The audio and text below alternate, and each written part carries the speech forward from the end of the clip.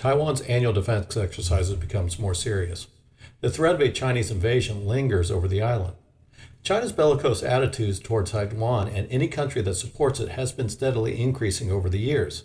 China regularly conducts exercises in the Taiwan Strait and goes as far as to surround the island with its air and naval forces. The exercises have also become more provocative as China routinely violates Taiwan's territorial sovereignty. The question is becoming less of if China's President Xi Jinping will invade Taiwan and more of a question of when. As a result, countries in the region have sharply increased diplomatic and military maneuvering to react to what is being considered an inevitable showdown between China, Taiwan, and their allies. For their part, Taiwan's military and political leaders have increased preparations to resist a Chinese invasion. A Chinese invasion of Taiwan is not a foregone conclusion and may be part of a plan to create so much external pressure on Taiwan that it will change internally, elect more pro-Chinese politicians, and thus be more amicable to align with China. It is anticipated that this could lead to a Hong Kong-China arrangement in Taiwan, eliminating the need for an invasion. The Taiwan people, for their part, have been supporting more independent-minded candidates for political office, including the presidency, and this enrages the Chinese leadership, though some of the outrage seems less organic and more scripted to support a political agenda. The consideration that all the Chinese bellicose stances, threats, and violations of Taiwan's sovereignty are all part of a political gamemanship is a legitimate position, but it does entail risk.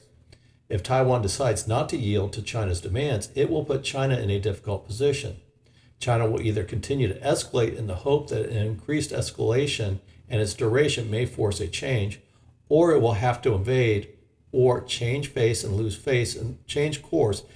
face as a result, as it will appear that the entire threat of an invasion was a bluff and damaged China's future credibility.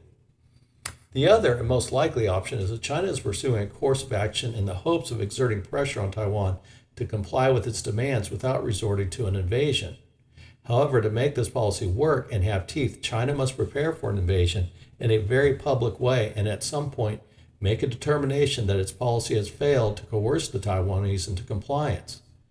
It must choose the military option to invade when its political efforts fail. The Taiwanese government must decide whether to maintain its independence or submit to China. The electoral process has solidified the resolve to resist China's demands, necessitating a corresponding military readiness to demonstrate to the world that Taiwan will withstand a Chinese invasion.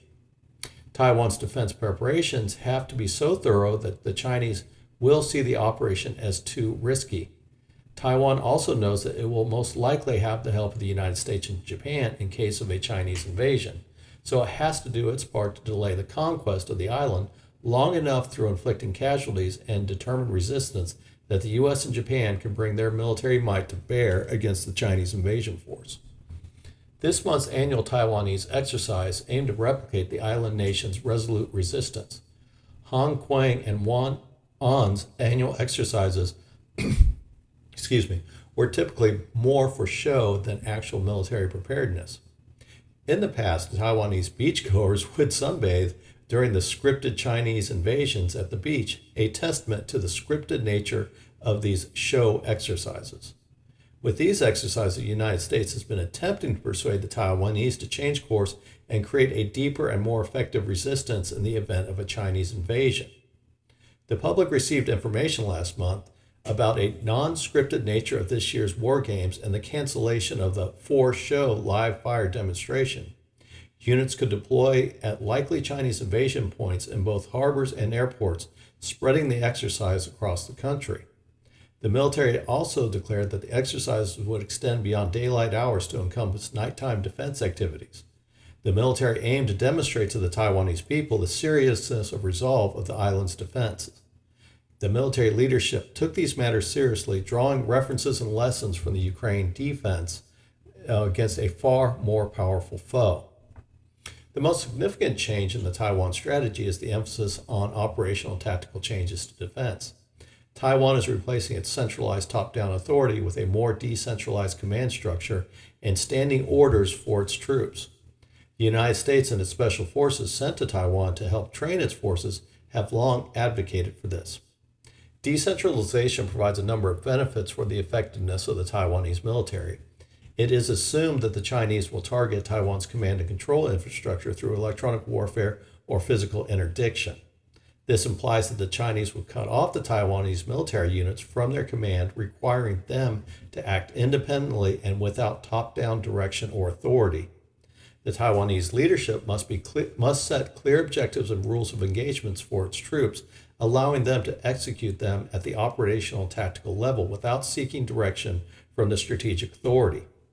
The objectives and rules of engagements must be more generalized, giving the individual commanders and units the leeway to interpret how best to meet the strategic objective. The decentralization strategies have advantages over a centralized command structure because it is generally faster to react in the action-reaction cycle of warfare. A decentralized unit does not have to wait for command authority to exploit local opportunities or avoid jeopardizing situations. The downside is that the decentralization necessitates a higher level of training at all command levels. A decentralized force needs a high level of discipline and initiative. Commanders must also inform soldiers of the objective so the next level of leadership is aware of it in case of casualties. This is not an effortless process to create a truly decentralized command structure, but it is an important factor in making the Taiwanese military effective against a much larger foe in China. The unpublicized part of the pursuit of decentralization is that it will better lend itself to creating a guerrilla-type resistance in the mountain ranges of central and eastern parts of the island. An organized and decentralized guerrilla resistance would make the task of conquering the island a much more costly operation in terms of both time and casualties for the Chinese. An untested Chinese military would have to conduct a complex seaborne and airborne operation against determined resistance and then assume an anti-insurgency operation. Taiwan's decentralization strategy could allow its much smaller force to resist the Chinese nearly indefinitely and play its part in tying down Chinese forces around Taiwan, where they could be vulnerable to attacks from Taiwan's allies. Taiwan's decentralized effort could be the best way to effectively defend its island against a much larger foe. It does require that Taiwan invest in a more professional force and at least make its conscription training much more rigorous. Decentralization necessitates not only a well-trained force, but also constant training and investment in equipment and logistics to support the doctrine. Taiwan is a country of only 24 million people compared to China's 1.4 billion, so it must find ways to create the most effective combat multiplier in the force it fields. China could perceive Taiwan's long-term military commitment as a pledge to statehood, potentially altering China's policies. One can consider that it is a necessary sacrifice for Taiwan's freedom.